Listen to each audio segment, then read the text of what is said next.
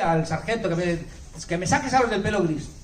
El otro obedece, los saca y el general los pone contra una pared y allí mismo los fusila.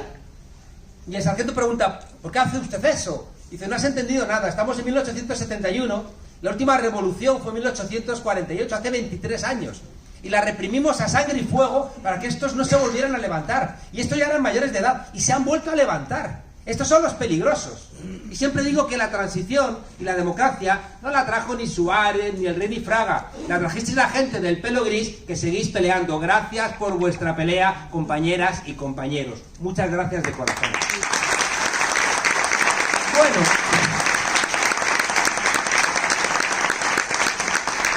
6 años del nacimiento de Podemos. Hay que darle las gracias a Dolores de Cospedal cuando nos dijo: ¿y por qué no montáis un partido? Pues mira, vamos a hacerte caso. Y aquí estamos, ¿no? Fijaos que cuando montamos Podemos, tuvimos una discusión sobre qué hacíamos con el eje de derecha-izquierda. Todos veníamos de las luchas tradicionales de la izquierda, pero entendíamos que estaba golpeado el concepto de izquierda. Era difícil seguir manteniendo el primero, porque había dos grandes partidos, uno en la derecha, que era el PP, otro en la izquierda, que era el PSOE, y si nosotros nos declarábamos de izquierdas, nos iban a situar de inmediato en la extrema izquierda. Y por tanto, ya nos achicaban el espacio que nosotros queríamos representar. Claro, por otro lado, entendíamos qué es ser de izquierdas en el siglo XXI. Le preguntaron una vez a Miguel de Unamuno: ¿cree usted que existe Dios? Y contestó: dígame usted qué entiende por creer, por existir y por Dios, y entonces le contesto. Claro, porque ser de izquierdas es Felipe González, Tony Blair, Susana Díaz, Pablo Iglesias, Nicolás Maduro. Y dices: qué cacao, ¿no? Qué arroz con mango, como dicen por aquella tierra. Entonces, claro, ¿qué es ser de izquierdas? Y luego aparte había un elemento importante, y es que la gente joven, que se quería reclamar como de esa gran familia de la izquierda, había cosas con las cuales no quería comulgar. Y tenía derecho a no cargar por su lucha y su militancia política en el siglo XXI con un fardo que no lo sentía como propio. ¿Por qué tenías que asumir, por ser de izquierdas, el fardo del estalinismo? O el fardo de algunos comportamientos en nombre de la izquierda que no son relevantes. Nosotros planteamos que la lucha era arriba y abajo, como una manera de decir que la izquierda siempre ha defendido a los de abajo, y era una manera más amable de invitar a que se incorporase más gente. Pero claro, luego ocurrió algo que trastabilló todo lo que ocurría, y es por lo que me llevó a mí a escribir este libro. La editorial quería abrir una colección sobre qué es ser de izquierdas en el siglo XXI, me ofreció a mí abrirlo, y creo que por arrogancia y narcisismo dije: venga, si soy el primero, vale, ¿no? Luego dije: así a lo mejor luego influye los que vengan detrás, ¿no? Que es mentira, luego los demás han escrito y ni lo han leído, pero da lo mismo. El caso es que cuando me plantearon lo de escribir el libro, yo me acordaba cuando era jovencito y llegué a Alemania a hacer mi tesis doctoral, y yo veía a la gente de mi edad que estaban en los andenes de los trenes gritando: Wir wollen raus, queremos salir fuera, queremos viajar, y gritando: Wir sind das Volk, nosotros somos el pueblo. Y yo decía: ¿qué hace en un gobierno socialista la gente gritándole: somos el pueblo, escuchadnos, cabrones, ¿no? Porque no les escuchaban. Y por tanto ahí había un problema que me llevó a darle muchas vueltas a dónde estaba la izquierda. Comienzo el libro contando algo que es más que una anécdota, y es que estaba yo por el norte de España con un hombre jubilado, carpintero toda su vida, y de repente pasamos por delante de una casa y el hombre dice: esa casa la hice yo. Y el hombre empieza a hacer memoria y dice: yo me acuerdo, la dueña era una señora con mucho dinero, muy caprichosa, que constantemente nos pedía hacer cambios, y cambiadme esta cenefa, y entonces ya no hace juego con la puerta, cambiadme también la puerta, y ahora, no, cambiadme de otra manera, y poned otro color, y ahora ponlo así, ponlo asá. Les mareaba. El caso es que lo más determinante es que le mandó a hacer una escalera de madera. Hizo una escalera que el hombre, un buen carpintero, buen conocedor de los secretos y los arcanos de la madera, él estaba muy orgulloso. Cuando termina de hacer la escalera, esta señora le dice: toma el hacha ahora y rómpela para que parezca vieja. Y ese hombre dice: no lo voy a hacer. Y la señora dice: ¿por qué no lo vas a hacer? Vas a sacar más horas, te voy a pagar más dinero, hazlo. Y el hombre decía: no, la escalera está bien hecha. Y él me recordaba que tuvieron una discusión donde no se hacían entender el uno al otro, porque para él era muy importante haber hecho bien esa escalera, y la señora no entendía que aunque le pagase, había algo que no le estaba pagando, que era el hacer bien su trabajo. Su dignidad estaba, y su orgullo estaba vinculado a haber hecho bien esa escalera. Y romperla le parecía que era tirar a la basura todo su trabajo. Y el otro decía, no, no, esto es un salario, son más horas. La izquierda viene, fijaos, precisamente de haber hecho del mundo del trabajo nuestro referente. La Unión Soviética era la República de los Trabajadores y Trabajadoras. La Constitución de 1931 de la Segunda República decía que España era una constitución de trabajadores, de toda condición. La burguesía, históricamente, había utilizado la palabra progreso como la palabra que referenciaba su manera de estar en el mundo. La burguesía se movía con una idea abstracta de progreso. Y nosotros, desde los sectores humildes, tomamos la idea de trabajo como la referencia que teníamos que construir. Sin embargo, la idea de trabajo empezó a quebrarse por muchos lugares. Hoy, en Europa, un trabajo no dura más de 4 meses. Y por tanto, ¿dónde construyes tú tu identidad como trabajador o trabajadora si estás constantemente rotando? Si tu lugar en el mundo ya no lo obtienes siendo un trabajador, ¿de dónde lo obtienes? Y la quiebra del mundo del trabajo, de repente, golpeó profundamente a la autovisión que teníamos de que era la izquierda. Claro, y eso sin contar con los grandes errores históricos. Yo no he estado nunca en Venezuela, ¿no? Pero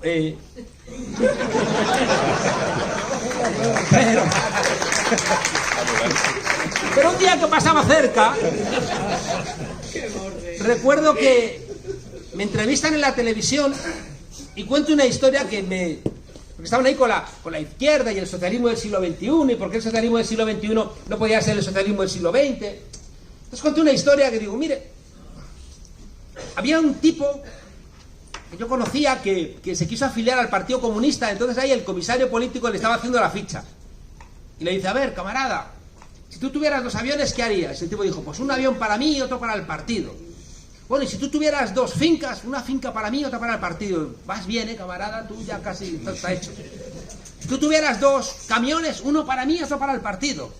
No, bien, esto ya, la última. Tú tuvieras 2 gallinas, el tipo empieza, a ver, no sé qué. Entonces el comisario dice, camarada, no dudas en aviones, no dudas en camiones, no dudas en fincas, y dudas en 2 malditas gallinas. Y dice, es que las gallinas sí las tengo, ¿no? Claro. Al día siguiente me encontré en los periódicos de Venezuela que el secretario general del Partido Comunista dijo, Monedero ya se demuestra por su apellido, es un capitalista de la CIA, no insulta a los comunistas, no tiene ningún tipo de vergüenza. Y entonces yo me vine arriba y dije, sí, se vete conmigo, voy a contar otro, ¿no? Y me entrevistaron en otra televisión y conté que en la Segunda Guerra Mundial estaban peleando un soldado soviético y un soldado polaco, y de repente cae contra los nazis, de repente cae una bomba, y cuando se baja el polvo ven que ha aparecido un tesoro. Y entonces lo juntan el tesoro, y cuando lo han juntado entre los dos, dice el soviético al polaco, dice, y ahora vamos a repartir esto como buenos camaradas. Y le dice el polaco, ¿y no podríamos repartirlo a partes iguales?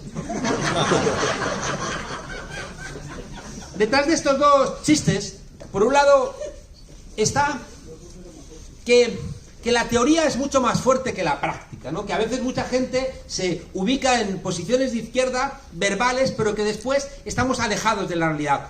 Y con eso termino el libro. ¿Sabéis por qué? Porque el libro termino preguntándome por qué a veces las víctimas votan a los verdugos.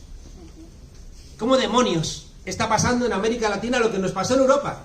Que fue el Partido Socialista inglés, el Partido Laborista, el que sacó a las mayorías de ese país de las condiciones de proletarios de las novelas de Dickens, jodidos y en el arroyo, y los sacaron y los convirtieron en clases medias, y apenas 25 años después, 25 años después, votaron a Margaret Thatcher. ¿Cómo demonios puede la gente en América Latina sacar a 30 millones de personas de la pobreza, Lula y Dilma, y votar al loco de Bolsonaro, o no salir a la calle cuando le hacen el impeachment? ¿Qué está pasando ahí? ¿Cómo es posible que hoy haya trabajadores de 600 euros al mes que están votando por Vox? ¿Qué está pasando? Y eso tenemos que entenderlo. Y claro, por eso a mí el chiste de las gallinas me gusta, ¿no? Porque a veces uno tiene un discurso, pero luego hay que bajar a la realidad.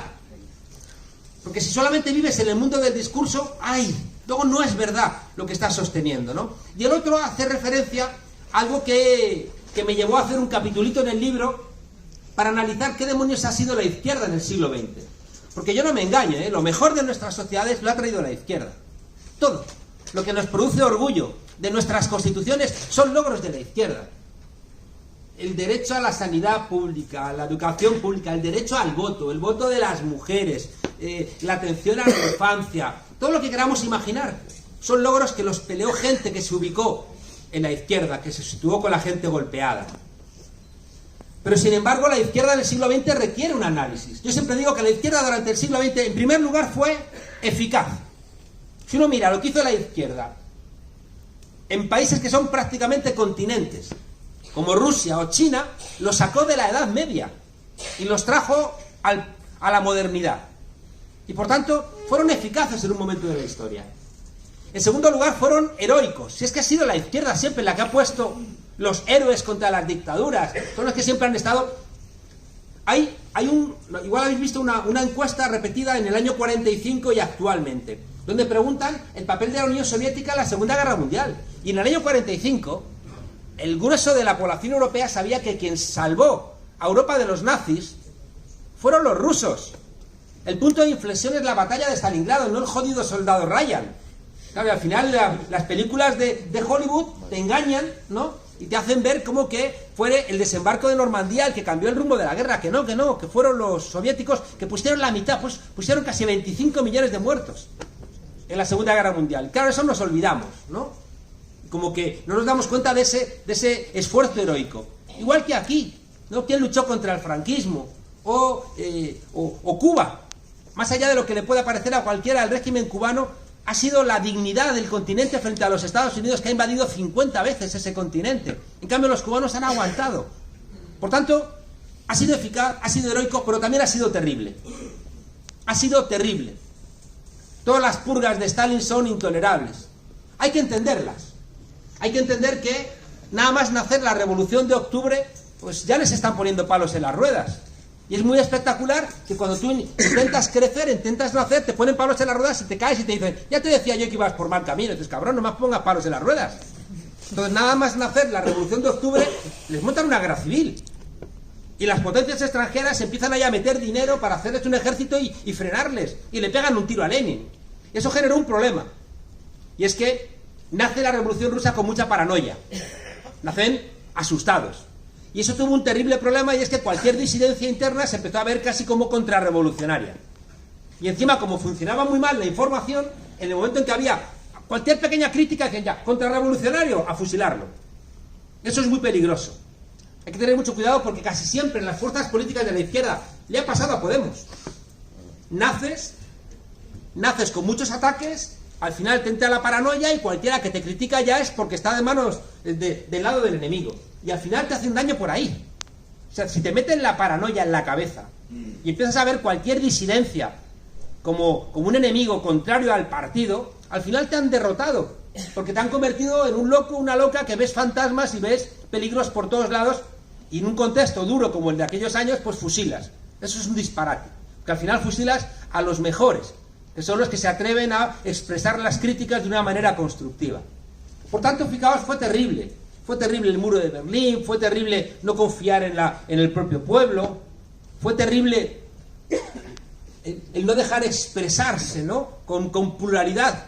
Fueron errores. Y el último elemento no menor es que la izquierda durante el siglo XX fue muy ingenua. ¿Por qué fue ingenua? Mirad, una de las ingenuidades fue pensar que un partido único podía representar a toda la clase trabajadora. Eso no era real hace 50 años. Ahora ya no os digo nada. Ahora es prácticamente imposible, si ahora tenemos criterio cualquiera de nosotros sobre casi todo. Hubo un momento en donde es verdad que el partido tenía 1000 ojos y tú tenías solamente 2. Y el partido era la única herramienta que tenía la clase trabajadora para salir del agujero. En los años 20, en los años 30. El partido era el que te daba educación, el que te alfabetizaba, el que montaba la biblioteca popular, la casa del pueblo. El partido era donde conocías a tus camaradas, a tus compañeros, compañeras.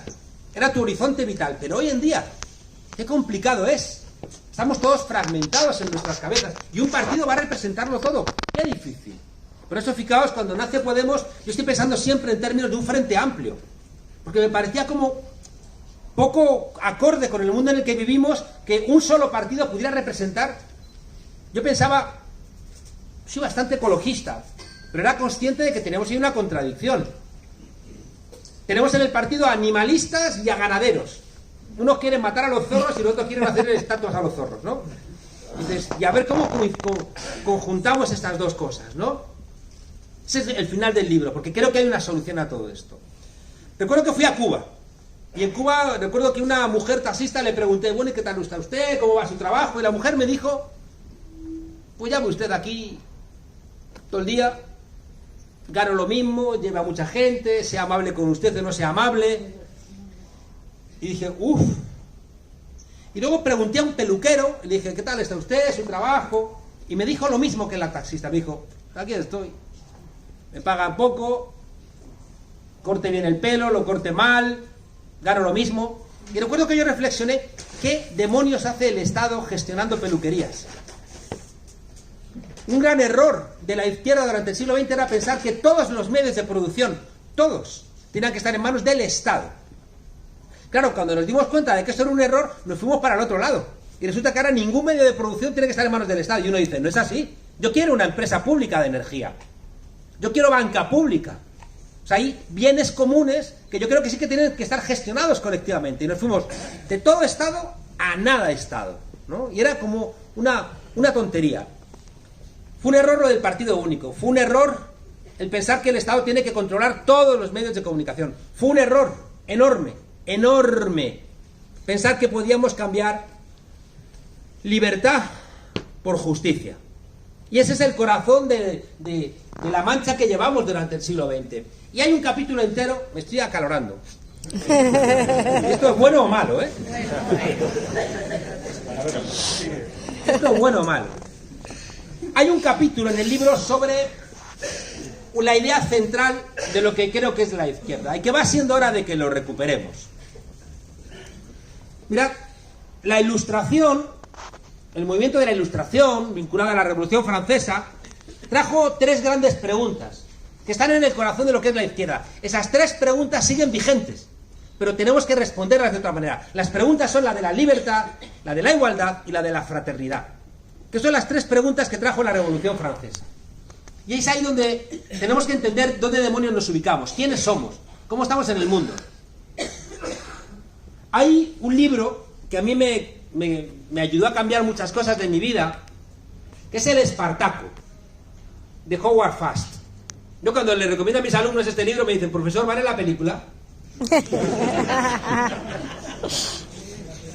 Y yo siempre les digo, había dos cabras pastando y una de ellas de repente se empieza a comer un rollo de película. Y otra cabra extrañada le dice, ¿te gusta? Y le dice la cabra, sí, pero me gustó más el libro. Bueno, Howard Fast, el autor del Espartaco, era un tipo que reunió dinero para convertir un viejo edificio en un hospital para exiliados republicanos españoles. Cuando empezó la caza de brujas de McCarthy, a Howard Fast alguien le denunció y le pidió a McCarthy el nombre de los que habían puesto dinero para convertir ese edificio en un hospital. Y Howard Fast se negó, porque aquello era una locura. Dabas 5 nombres y os llamaban a vosotros, y vosotros tenéis que dar otros 5 o 10 nombres, y al final se cargaban a toda la organización que había con un poco de pensamiento crítico de izquierda. Howard Fast se negó, le metió 2 años en la cárcel. Y en la cárcel el tipo concibió el libro El Espartaco. Lo escribió luego fuera, pero todos los 2 años fue pensándolo, documentándose. A mí es un libro que me marcó. ¿Por qué? Porque era un libro que, primero, me volvía loco porque en la primera página, en el primer párrafo, ya está muerto Espartaco. Y sin embargo, Espartaco, muerto, es el triunfador de toda la novela. Y dices, ¿cómo puede ser que alguien que ha fracasado triunfe? Y en segundo lugar, ¿cómo es posible que una persona que era hijo y nieto de esclavos, de repente es capaz de dirigir el movimiento más poderoso de lucha contra el ejército más poderoso de la época? Y leyendo la novela se entiende. Espartaco es hijo y nieto de esclavos, él está en la mina, allí le golpean con el látigo, él cree que ese es su destino, pero se ponen de moda en la decadente Roma, se ponen de moda las peleas de gladiadores, que como sabéis tienen una alta siniestralidad laboral. Entonces, es curioso porque, fijaos, no morían las figuras, porque había figuritas. Había como los boxeadores importantes, esos eran los que llenaban el cartel y la gente iba a ver a esos gladiadores, y claro, luego estaban los que tenían que morir para que hubiera espectáculo, ¿no? Esos eran los que tenían que renovar constantemente. El caso es que, como se ponen de moda las peleas, van a la mina y se traen a Espartaco, le miran la dentadura, le miran el pecho y dicen, venga, pues suba a la escuela de gladiadores. El problema es que llega a la escuela de gladiadores un tipo que no tenía que haber llegado nunca, que era Craxio, un galo, que era un esclavo que se había levantado. ¿Y qué hacían con los esclavos que se levantaban? Pues que los crucificaban. Yo siempre digo que si los hubieran condenado a la silla eléctrica, llevaríamos colgado del cuello una silla eléctrica, con las dificultades que eso implicaría, ¿no? Por la forma. Pero bueno, los crucificaban y llevamos una cruz. El caso es que, como se estaban levantando muchos esclavos, en vez de crucificarlo, lo mandan a galeras. Pero como se ponen de moda las peleas de esclavos, lo sacan de galeras a morir, pensando que no pasa nada porque va a morir. El problema es que cuando está en la escuela de gladiadores, Craxio se da cuenta de que Espartaco tiene madera de líder natural. Y un día se acerca a él y le dice, Espartaco, yo una vez fui libre. Y Espartaco no entiende ni la palabra. ¿Libre? ¿Qué quieres decir? Que fuimos libres. ¿Pero qué es eso? Pues que le quitamos el látigo a los soldados, pero os matarían. No, los derrotamos, pero vendrían más soldados. Los derrotamos, pero vendría una legión de Roma. Los derrotamos. Y entonces, fijaos, Espartaco de repente, preso de la excitación, le cambia la cabeza. Y esto es muy importante que lo entendáis. El dolor a Espartaco se le convierte en conocimiento. El doler se convierte en saber. Porque él de repente sabe que podía haber no látigo.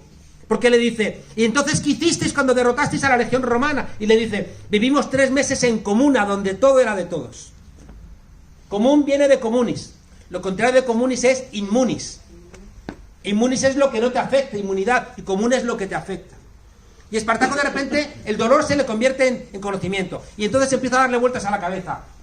Puto látigo, no quiero yo esto, ¿qué pasa? ¿Qué vida? Y entonces da el tercer paso, doler, saber, querer. Él quiere acabar con el látigo. Y de repente empieza a darle vueltas, pero se da cuenta de que solo no puede, que tiene que convencer a otros. Y resulta que reúne a todos los esclavos, como aquí, después de almorzar, que están los soldados dormitando, y les dice en voz bajita, mirad a vuestro alrededor y decidme una sola cosa que no hayáis creado vosotros. Y miran a su alrededor y dicen, todo lo hemos creado nosotros. Y les dice, mirad otra vez a vuestro alrededor y decidme una sola cosa que sea vuestra.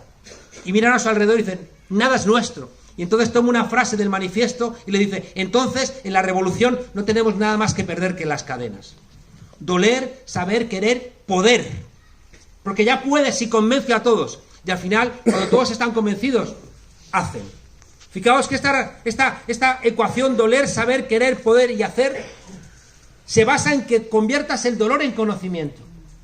Y ese dolor que se convierte en conocimiento es la base del pensamiento de la izquierda. ¿Por qué?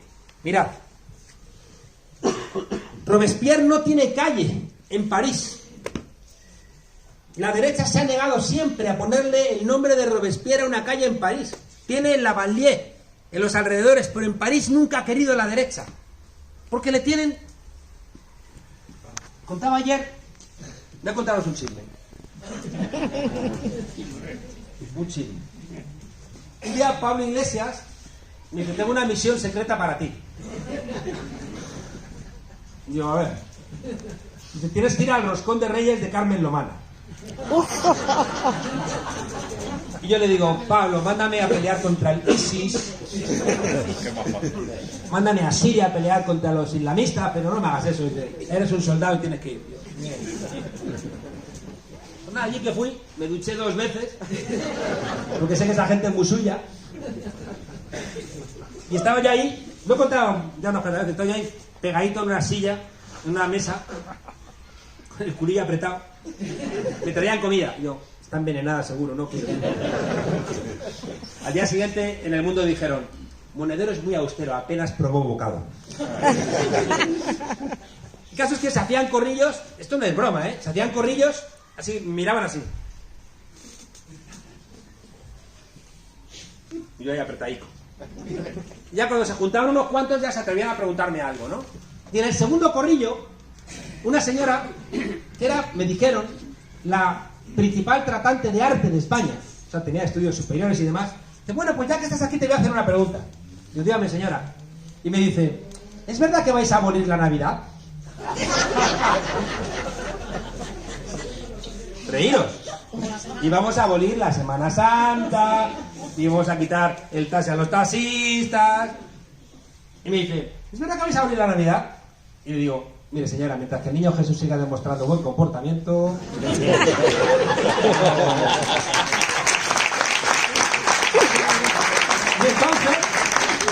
Y entonces viene la famosa romana y le dicen, no os metáis con mi invitado. Tu amiga. Del alma. Ella lo dice que es tu amiga. Vamos, no te haces una idea, la amiga que es. Y dice, no os metáis con mi invitado. Y dice la otra, tú deja de defenderles que te van a quitar esta casa. La casa... Y digo yo, hombre señora, quitarle la casa no. Pero aquí tirábamos un par de cortinas, yo me acordé de Doctor Cibao. Dije, aquí tirábamos un par de cortinas y ahí viven dos familias sin problema, ¿no? Y dice ella, ¿ves? ¿Ves? Te van a quitar la casa. Y digo, señora, que era una broma. Y dice, sí, también era broma lo de María Antonieta y mira cómo terminó. Yo no me lo podía creer. Dice, todavía están con la Revolución Francesa y la guillotina. La guillotina tiene efectos pedagógicos en los sistemas políticos, eso es verdad. ¿Verdad? Que donde ha operado la guillotina contra las monarquías, contra los Orange, ¿no? En Inglaterra, o contra los Borbones en Francia, ya ha tenido sus efectos democratizadores. Aquí no la hemos usado, aquí solamente se decapitó el Alfonso de Borbón, pero esquiando. Y eso no tiene efectos pedagógicos, por lo menos no están estudiados, ¿no? Pero bueno, no se me distraigan. No, ya se han distraído. Pon orden, Conchi. No, tú sigue. Bueno, mirad, absolutamente en serio. Robespierre no tiene calle en París, porque él es el que escribe en el peto del pueblo en armas, libertad, igualdad y fraternidad. Y hay dos momentos muy importantes que tenéis que recordar. El primero es cuando se levantan los negros en Haití, cantando la marsellesa, y le dicen los revolucionarios franceses, esto no es para vosotros. Porque Francia vivía sobre todo del azúcar que traían de Haití, entonces dijeron, si les damos la independencia a los negros, se nos acaba. Y es Robespierre, en torno al 93-94, el que dice, libertad, igualdad y fraternidad es para los negros y es para las mujeres. Porque habían decapitado a Olympie de Gouges, que era una de las primeras feministas que había dicho, oye, yo también soy ciudadana. Y dijeron, no, tú no. Y la decapitaron. Y es Robespierre, fijaos, el que plantea, no, es que esto también es para los negros, es para las mujeres, es para todo el mundo. Es para todo el mundo. Y al final él pierde la cabeza. Mirad, hay un capitulito en el libro donde interrogo cómo nos posicionamos desde esa gran familia de la izquierda con las tres preguntas de la Ilustración. ¿Cómo nos posicionamos con la libertad? ¿Cómo nos posicionamos con la igualdad? ¿Y cómo nos posicionamos con la fraternidad? Y las tres son nuestras, las tres. Pero la exclusivamente nuestra, la más genuina y la más esencial, es la de la fraternidad. ¿Por qué? La igualdad, fijaos, se la dejamos a la burguesía y al final la igualdad no es una igualdad material, es una igualdad formal ante la ley. Toda la idea de la igualdad de oportunidades es mentira. ¿Igualdad de oportunidades qué es? Que sale de la misma meta alguien que le falte una pierna que otro que es corredor profesional. Igualdad de oportunidades que es que sean los mismos guantes, uno que pesa 200 kilos que uno que pesa 60 kilos. La igualdad de oportunidades es una trampa, igual que la igualdad ante la ley es una trampa, como ahora os voy a contar. La libertad, fijaos, ha sido como el gran reducto que ha utilizado siempre la derecha, los liberales. Y ahí nosotros hemos metido la pata muchas veces, porque hemos despreciado la libertad. Leí, recuerdo, en Alemania un libro de un escritor que de repente decía, y leí el párrafo otra vez y me quedé consternado porque lo había leído toda mi vida mal. Estaba leyendo el Manifiesto Comunista. Porque el Manifiesto Comunista dice, y la sociedad socialista será una sociedad donde la libertad de cada uno será la condición de la libertad de todos. Y el tipo decía, lo hemos leído siempre al revés. Hemos pensado que la libertad de todos es la condición de la libertad de cada uno. Nos hemos equivocado profundamente. Porque Marx defendía la libertad individual. No pensaba en términos de esa homogeneización china de la revolución cultural donde cualquiera que sea un poco diferente es ejecutable. No. Cometimos el error de dejar la libertad para que fuera representada por los liberales. Ya me diréis qué tienen de liberales estos.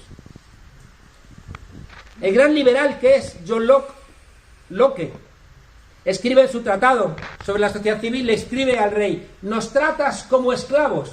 Locke tenía esclavos, tenía una plantación de esclavos. Si leéis a los teóricos liberales, siempre han dicho, que es una cosa que a mí me estremeció. Hay una feminista que se llama Carole Pateman, que tiene un artículo del año 68, donde dice, para el liberalismo las mujeres nunca hemos estado. ¿Por qué? Cuando lo leí dije, mierda, de ahí viene. Dice la Carole Pateman, en ese artículo del año 1968, dice, porque los liberales, todos, el único que se libró fue Hobbes. El único que era feminista, aunque parezca mentira. Todos los demás decían, es que la mujer cuando dice no, en el fondo está diciendo sí. Y por tanto no puede autorizar políticamente a nadie, no es sujeto de voto, ni sujeto, ni siquiera de ser escuchada porque no tiene voluntad.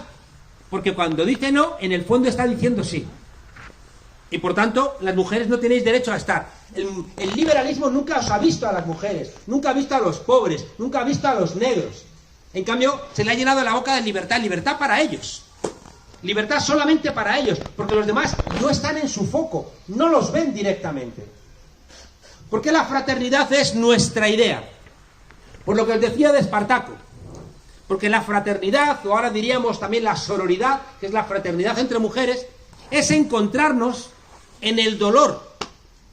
Es encontrarnos en esas personas que comparten un dolor de alguien que te lo está infligiendo y tú dices, ¿y por qué?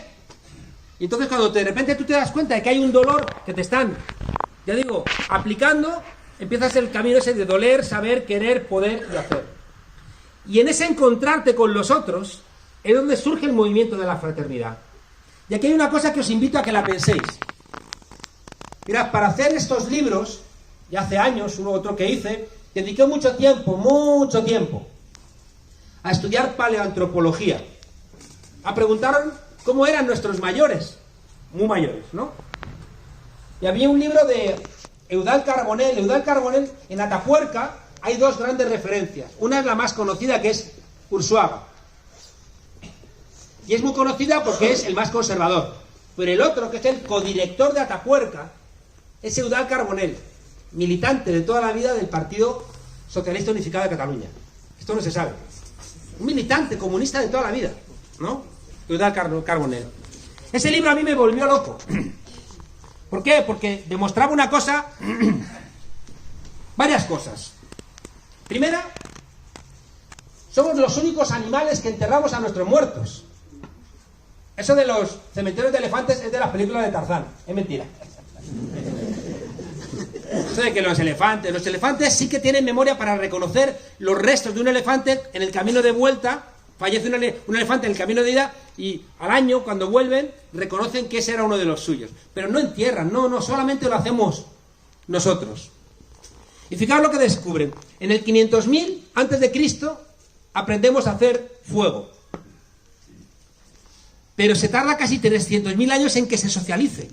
Es decir, había gente que sabía hacer fuego, pero no nos lo contaban. No nos enseñaban a hacer fuego. Porque eran entonces los dueños del fuego. Y por eso en todas las culturas, en todas, mesoamericanas, africanas, europeas, está el mito de Prometeo, que es el que roba el fuego a los dioses para dárselo a los seres humanos. ¿Qué hacemos cuando se socializa el fuego? Pues que nos empezamos a reunir alrededor del fuego.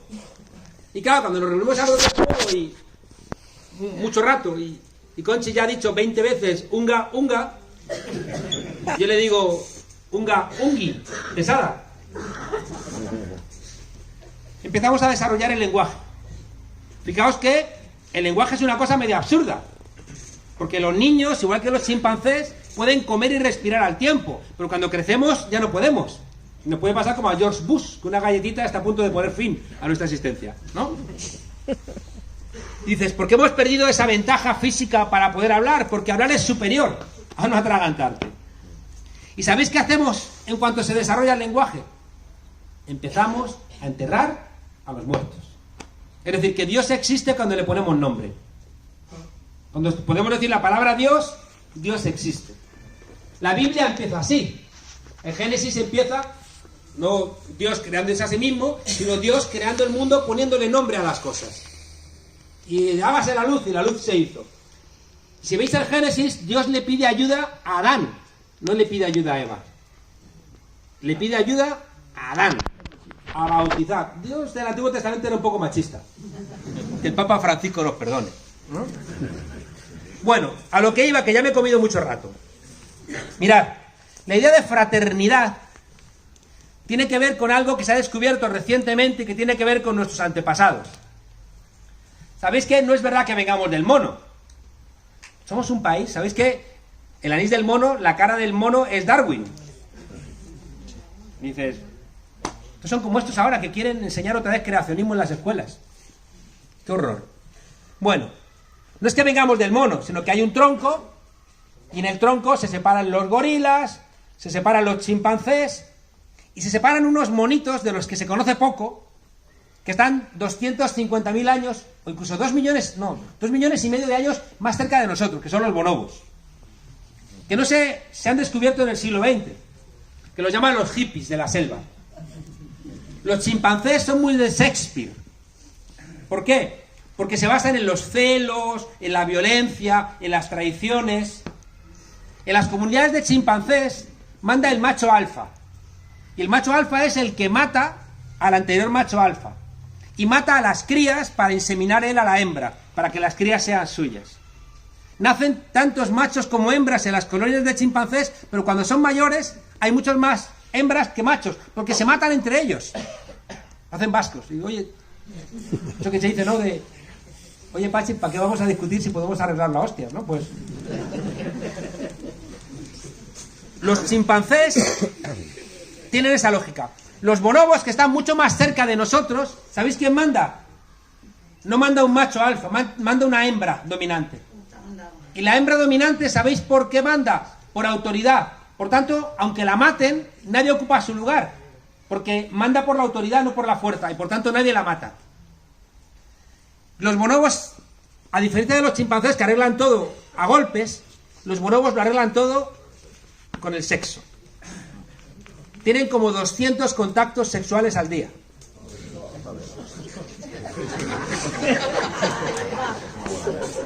A contar esto un sábado no está mal. Pero, o sea, contactos sexuales es todo. Pero todo es todo, ¿eh? Todo sin ningún tipo de problema. Es muy rápido. O sea, tampoco es una cosa así como que digas... Pero son 200 besos, acaricias, masturbaciones, todo lo que queréis imaginar. Y no se matan. ¿Qué es lo que quiero trasladaros? Se ha descubierto recientemente que los bonobos tienen en su ADN un microsatélite que tenemos nosotros, pero no tienen los chimpancés, que es el que determina la empatía. Es el de la empatía. Se ha descubierto hace unos 30 años que tenemos neuronas espejo. Las neuronas espejo son unas neuronas que determinan la imitación. ¿Veis a los niños aprenden imitando. Y esa imitación, ese microsatélite del ADN, es la base de la empatía. Y la base de la empatía es la base de la fraternidad. Es decir, que te duela alguien que está subordinado por alguien que está abusando de esa persona. Y la idea de fraternidad es juntarnos los golpeados frente a aquellos que nos quieren reducir a esta condición subordinada. Y por eso ni dioses, reyes, ni tribunos. En el fondo la idea de la fraternidad es que no haya ningún colectivo que sea golpeado por nadie. Y ese es el corazón. Por eso decía que la fraternidad es el corazón de ese pensamiento de la izquierda. Y por eso, fijaos, también la izquierda, claro que ha sido superior moralmente, claro. Si el contenido de la izquierda no es sancionar el statu quo, lo que existe, La izquierda siempre se ha puesto del lado de los golpeados. Frei Beto, que es uno de los padres de la teología de la liberación, que sabéis que nace del Concilio Vaticano II, en los años 60, con Juan Pablo I, que luego se lo carga Juan Pablo II, que el Señor tenga en su gloria. Claro, cargándose a la teología de la liberación y apoyando a los legionarios de Cristo con un tipo que era un pederasta y un pervertido sexual, el padre Maciel, y al Opus Dei.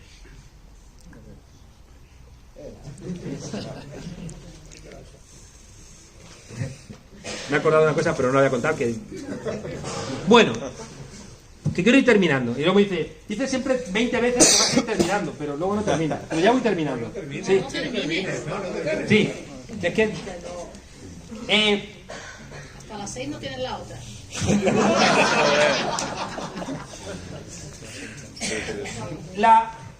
Por cerrar esa idea, la idea de el Frei Beto, fijaos, tiene un articulito breve que lo encontráis por internet que dice ¿por qué apoyamos a los pobres? Y él no dice que apoyemos a los pobres porque los pobres son grandiosos.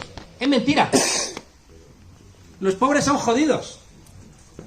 A menudo el lumpen proletariado, los más golpeados de los golpeados, son los que configuraban la base de choque de los nazis. Hay mucho lumpen que está votando a Vox, gente. Pero eso no significa que tengamos que despreciarles, no, al revés. Son víctimas de nuestra fraternidad porque les han robado hasta la posibilidad de defender sus propios intereses. Y decía Frei Beto, no apoyamos a los pobres porque sean luminosos. A veces son luminosos y a veces no. Yo he visto en las barriadas de América Latina, en las zonas pobres, en las villas miseria, en las favelas, he visto lo peor y lo mejor. A menudo lo mejor lo organizáis las mujeres. Porque sois las que tenéis que organizar esa fraternidad, esa sororidad, frente a vuestros hijos que con 14 años les ponen una pistola y van a morir a los 16 años. Tenemos el gorila, tenemos el chimpancé y tenemos el bonobo. Y luego aparte nosotros hemos desarrollado esa empatía. Y por eso les decía que tenemos esa superioridad moral en la izquierda frente a la derecha. Pero esa superioridad moral no implica que de repente cometas el error de decir no, los pobres son maravillosos, no seas idiota. Yo contaba el otro día que, siendo muy jovencito, le di un disgusto a mi madre porque quería ir a la Puerta del Sol a tomar las uvas, como una señal de desobediencia. Mi madre dijo, mío, le di un disgusto a la pobre. Entonces agarré yo mi vespinillo y me fui a la Puerta del Sol. Y yo estaba encantado porque todo el mundo me abrazaba, todo el mundo me felicitaba el año. Cuando me iba a ir me habían robado la cartera, las llaves, todo el dinero. Tuve que dejar allí la moto. Mi madre, ¿dónde estará este? Cuando llegué, ¡ay, idiota! Mi madre decía siempre, lo listo que eres para unas cosas y lo tonto que eres para otras. Era como su frase repetida. Mirad, tuvimos una bronca interna en Podemos muy muy fuerte por esto. Por esto. Porque había gente dentro de Podemos que despreciaba a los pobres. Despreciaba. Ya, son unos paletos. Y parece que solamente nos interesaban clases medias, universitarias, bien formadas. Yo decía, no tenemos que ver. Yo le decía a uno que ya no está en Podemos. ¿Quién será? No os digo nada. Yo, si estuviera en Podemos sería ministro. Y ahora está dónde está.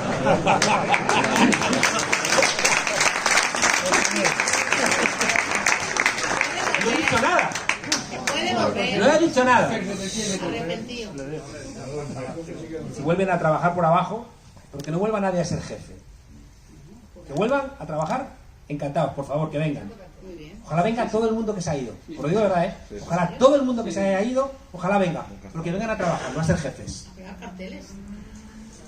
Recuerdo que le dije un día a esa persona, ¿a ti te gustan los pobres en los cuadros de Salgado?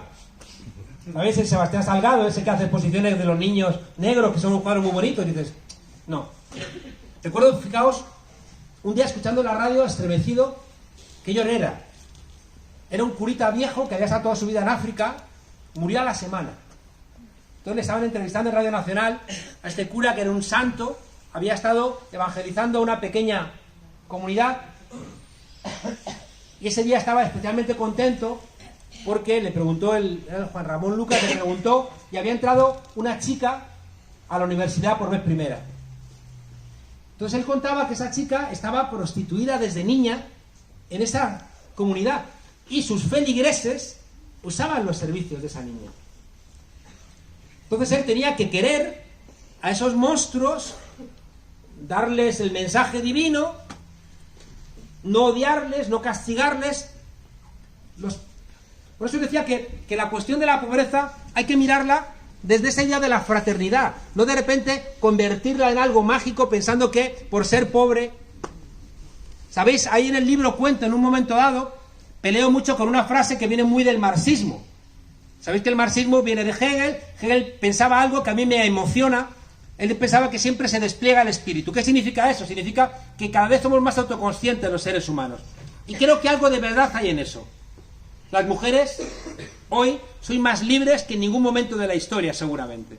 Con otros problemas laborales y demás, pero la libertad de las mujeres, eso implica que algo se va autodesplegando el espíritu, esa conciencia, ¿no? Pero a veces tiene idas y venidas, no siempre está lineal. Marx toma esa idea y piensa que siempre progresamos. Y no es verdad. Y Walter Benjamin, que es era un tipo marxista muy listo, dinamita una idea que ha hecho mucho daño en la izquierda, el pensar que cuanto peor, mejor. Cuanto peor, peor. Tú dices, no, cuanto peor, mejor, la crisis capitalista, y entonces eso va a generar conciencia, y dices, o no, o genera el nazismo, o genera Vox. Entonces, cuidado con esas ideas lineales y simplonas que nos pueden llevar a callejones sin salida. La conclusión de todo esto que os he contado es que la idea de fraternidad es la nuestra, y a menudo el riesgo es que hemos sacrificado la idea de libertad, y eso ya no vale. Termino de verdad solamente apuntando, porque me he comido todo el tiempo, ¿no? Sí, básicamente. ¿Cuánto? ¿Tengo una hora? 4. ¿Hablar? La 1. ¿Pero quién crees que enseñó a Chávez a hablar 8 horas? Bien, no. Bueno, os apunto solamente 3 ideas. El libro termina con 2 cosas para mí esenciales. Una es, ¿por qué a la izquierda le cuesta tanto gobernar y a la derecha le resulta todo tan sencillo? Y os lo resumo en una palabra. Nosotros ganamos el gobierno, no ganamos el poder. El poder lo tienen ellos, siempre. Y cuando están en el gobierno tienen el gobierno y el poder. Nosotros apenas tenemos el gobierno. Y cuento en el libro, hago un análisis, yo siempre he dado clase de teoría del Estado, que es lo que tengo como más. Y ahí lo que analizo es que siempre heredamos los estados, siempre. Y los estados que heredamos son estados que vienen marcados por los que han ganado las batallas históricas. Y cada uno que gana una batalla histórica le hace una muesquita al estado. Y los que vienen detrás heredan ese estado con esa muesca. Y utilizo a Gramsci, porque Gramsci dice que hay 2 tipos de estado. Está el estado que todos conocemos, la hacienda, la policía, los jueces, pero luego está el estado ampliado. Que dices, pero si eso no es estado, ya, por eso funciona a favor del estado. Los medios de comunicación, la iglesia, las escuelas, los clubes de fútbol, ahí también se hace estado. Ahí. Y claro, las finanzas, las tradiciones, los modos de operar. Mirad, he contado mucho porque a mí me estremeció. Todos habéis cantado en las verbenas la canción esa de mujer, tú te ves bonita, tú te pones orgullosa, ni más ni menos. Qué bien. Dice, esa letra dice, el cristal cuando se empaña, se limpia y vuelve a brillar. La honra de una mocita se mancha y no brilla más cuando un hombre se la quita. Ni más ni menos. Ni más ni menos. Entonces, fijaos cómo se nos cuelan cosas y luego nos extrañamos de la sentencia de la manada. Pues claro, pero si está ahí. Si está ahí la sentencia de la manada. Sin darnos cuenta. Configurando nuestra manera de ser. En las festividades, en el santoral, en las reglas que se da el ejército, la Policía Nacional, la Guardia Civil, los catedráticos de universidad. Todas esas lógicas van dejando... Y por tanto, heredamos siempre un Estado. Siempre. con un sesgo de clase. Creo que lo has apagado el micrófono. Sí, con los gritos que doy ni la habéis notado. Podrían haber ahorrado. Con los gritos que doy. Hay otro. Es que me vengo arriba. Y ahora os vais a enterar. ¿De que te ríes? Bueno, era el aviso de que... Imaginaos que Monedero se fundió 3 micrófonos. Ya tenemos titular. Vine a hablar y se fundió 3 micrófonos. Heredamos, ya digo, un Estado con un sesgo de clase, con un sesgo de género y con un sesgo de raza. Escondido. Y si no lo identificamos, nos quiebran. Si Podemos entra en el gobierno y no se da cuenta de que es más fácil responder a unas demandas que a otras, terminará devorado por el aparato del Estado y por el Partido Socialista. Sin duda. Porque es mucho más fácil. Porque está metido en los funcionarios, por ejemplo. En las familias de la justicia. En los que tienen el dinero. En la lógica financiera europea. En todos esos elementos hay una manera de actuar. Hay un modus operandi. Que lo han determinado los que han ganado históricamente las batallas. ¿Cómo se lucha contra eso? Pues estamos determinados a pelear. Y esto, por favor, estad muy atentos. En el nacimiento de Podemos tuvimos una discusión con esta idea. Porque dijimos desde el comienzo, no somos el 15M. Porque el 15M no se presentaba a las elecciones. Y nosotros dijimos, queremos presentarnos a las elecciones. Yo recuerdo que tuve peleas muy fuertes en América Latina con un tipo muy importante, John Holloway. Un politólogo de origen irlandés que da clases en Puebla, en México, que escribió un libro muy influyente que se llama Cambiar el mundo sin tomar el poder. Donde la tesis de ese libro era, como el Estado está podrido, como el Estado es de clase, la pelea tiene que ser fuera del Estado, en los movimientos sociales. Claro, yo le decía, pero ¿está usted loco? Si es lo que quiere el poder, que no estemos en el Estado. Cuando nosotros nacimos, ¿cuándo le dimos miedo? Le dimos miedo cuando les quitamos el Ayuntamiento de Madrid, el Ayuntamiento de Barcelona, o ahora que hemos entrado en el gobierno. Eso les pone de los nervios. Y fijaos, su hipocresía. La semana pasada decían, es que si entran en el gobierno va a ser el apocalipsis. Y ahora están diciendo, han renunciado ya a sus cosas y se han moderado, ¿no? Y a ver, poneros de acuerdo que me estoy volviendo loco, ¿no? O sea, ¿cuál de las dos cosas, no? El artículo ese sirve, fijaos, para que nos demos cuenta de todos esos sesgos que tiene el Estado. Para que nos demos cuenta cómo está lleno de minas, está lleno de francotiradores.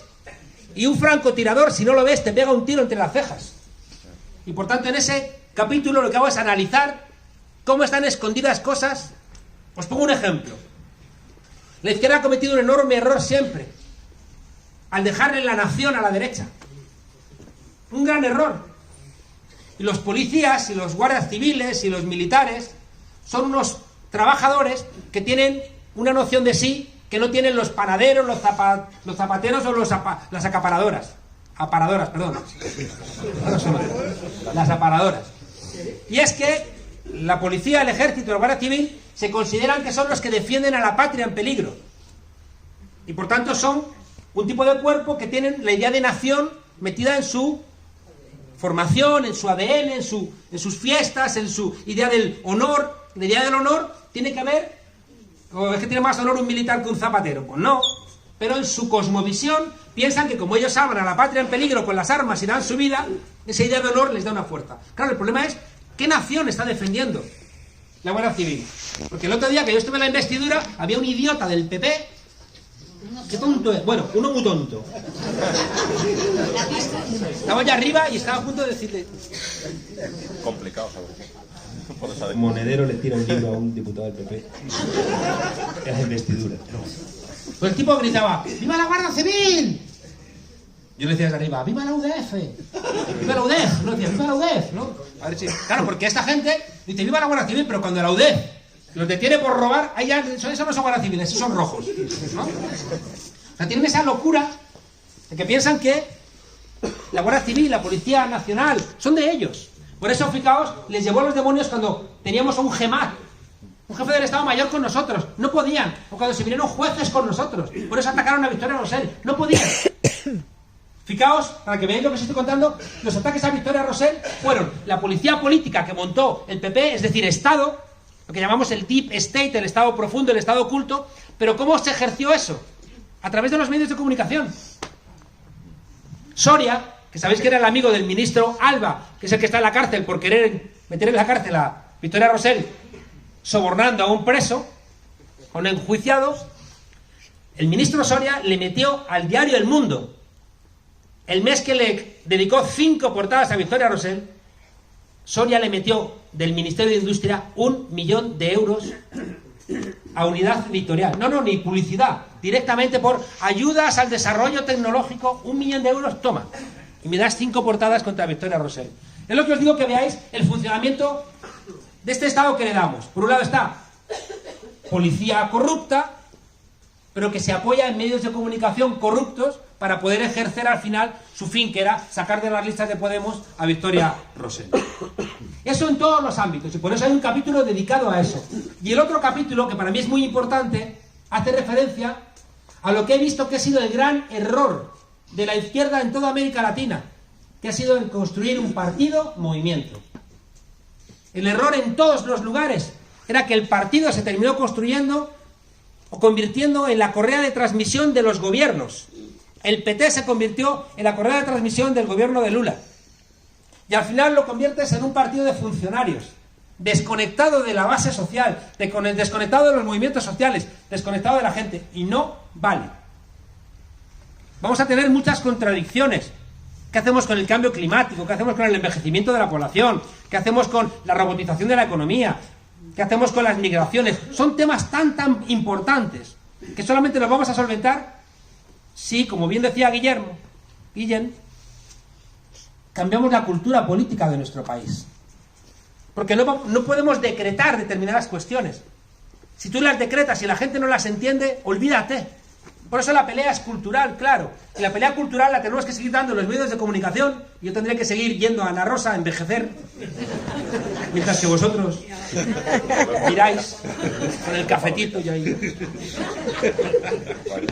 Tenemos que dar esa pelea en los medios de comunicación, pero también hay que darla aquí abajo, como decía Guillén. Hay que darla en el bar, en el lugar donde trabajamos, en la escuela, en la universidad. Y eso solamente lo pueden hacer los círculos, y los círculos sí forman parte de un partido que esté vivo, que no esté simplemente recibiendo información para defender el argumentario que te bajan. Eso no funciona, no vale. Y por eso planteo en el último capítulo del libro esta idea. Y diréis, oye, ¿y el algoritmo? Solamente os pongo un ejemplo del algoritmo. El algoritmo estamos en un momento de la historia donde no solamente hay millones de datos, de cada uno de nosotros tienen ya en torno a 6.000 datos. Saben más de nosotros que nuestras parejas. Saben de nosotros cosas que nosotros no sabemos. Desde cosas anecdóticas, como que Spotify dice, te recomienda música y acierta. O Netflix haciendo series porque se ha metido en nuestra cabeza para saber lo que nos gusta. Y al mismo tiempo que modula nuestros gustos, nos lo ofrece.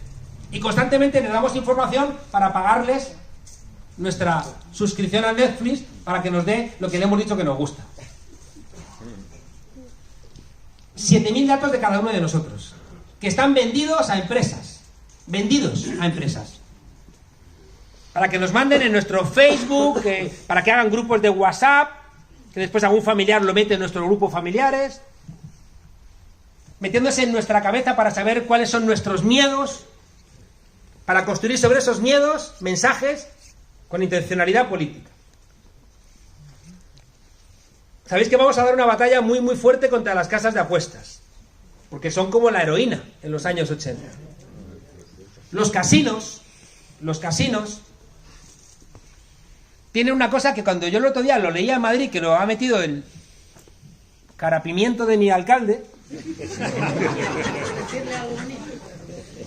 resulta que dice, no, los abuelos ya no van a tener que llevar el carnet del autobús porque hay reconocimiento facial. Y entonces entras en el autobús y te lee la cara y ya... Y dices, qué gran ventaja. Pero ¿cómo qué coño ventaja? O sea, es que saben de nosotros, cruzan datos, vamos a pagar seguros más caros si tenemos antecedentes familiares de alguna enfermedad. La Michelin te obliga, te da un seguro, la empresa Michelin te da un seguro, pero te obliga a un tipo de comportamientos y si no lo cumples te quitan el seguro. Si no haces deporte, si tienes el azúcar alta, si has comprado, no sé, whisky o cerveza, si has estado haciendo deporte o has estado viendo un partido, si haces deporte o no, o sea, toda esa información ya está cruzada. El problema es que todos esos datos ahora se pueden procesar. ¿Y quién lo procesa? El algoritmo. El algoritmo es simplemente una orden que das a los ordenadores para que, según una serie de reglas, procesen toda esa información para un fin concreto. Y os pongo un ejemplo solamente y os leéis el libro. Lo más peligroso para un casino es que alguien que está jugando sobrepase su umbral de pérdida. Su umbral de pérdida es esa cantidad de dinero que si lo pierdes una noche no regresas en 6 meses o en un año. ¿Saben cuál es el umbral de pérdidas de la gente que está en el casino? Claro, el problema es que el umbral de pérdidas no es igual de todos. En uno es de 500 euros y en otro a lo mejor es de 10.000. Pero ¿saben cuál es el tuyo y cuál es el tuyo? Y cuando tú ya vas por 480, igual baja el gerente y te dice, don Ramón, hoy tiene una mala noche, tome un ticket para cenar con su pareja en el restaurante y ya prueba fortuna otro día. Y son ellos los que te sacan de la mesa, porque saben cosas que tú ignoras. El problema de la información, fijaos que son datos que damos nosotros. Y los están utilizando primero para modelar nuestra cabeza, para modelar nuestros gustos. Lo habéis visto todos, mandáis en un correo electrónico, me gustaría ir a las Islas Canarias, y recibís de inmediato agencias de viajes para las Islas Canarias. Bueno, eso es lo más evidente. Eso es lo más evidente. Pero es que es mucho más sofisticado. Saben antes que nosotros si eres un adolescente y estás preguntándote si eres homosexual. Ellos lo saben antes que tú, por las páginas que buscas, por el tiempo que te detienes. Saben cuánto tiempo tardamos en leer un artículo. Saben nuestra capacidad de lectura, de comprensión, qué buscamos, qué no buscamos. Y van, claro, en conexión con las empresas de publicidad y con los partidos políticos de mucho dinero, configurando determinadas cuestiones para determinar un tipo de resultado. Prácticamente todo lo que sacan los partidos de la extrema derecha antes tienen esta lógica. Cuando de repente defienden cosas que les parecen barbaridades, van por ahí. ¿Y qué ocurre? Que como están conectados con los medios de comunicación, les compramos su maldito mensaje. Cada vez que uno de nosotros se indigna por el PIN parental, les hemos comprado el mensaje, porque lo que quieren es que hablemos del PIN parental, no que hablemos de la censura parental.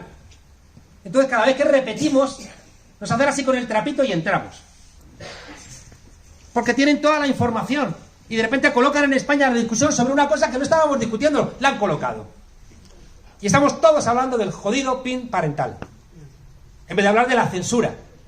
Y dices, o sea que la base de una construcción ciudadana, que es que todos nuestros hijos e hijas estudien unos elementos básicos para la convivencia, ahora tú vas a decir, no, que tú, como quieres que la Tierra es plana, vas a negar que le cuenten a tu hijo geología, o porque tú crees que venimos de Adán y Eva, vas a prohibir que le enseñen a Darwin.